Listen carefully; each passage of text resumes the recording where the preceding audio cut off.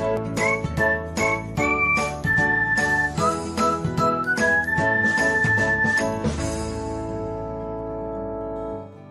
everyone, welcome back to another episode of Technologyglance.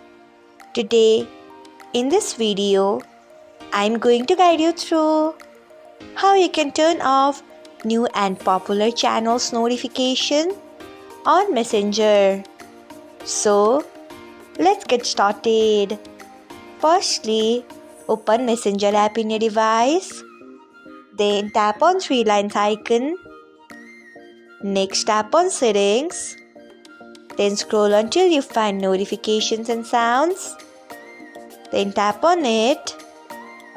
After that, you can see the option of new and popular channels. Turn off it by tapping on it. So, this is how you can turn off new and popular channels notification on Messenger. Thanks for watching. If you found this guide helpful, we would love it if you hit the thumbs up button below. We upload great new tech tutorials like this one every day. So, do not forget to subscribe to our channel and hit the bell icon so that you'll never miss another update.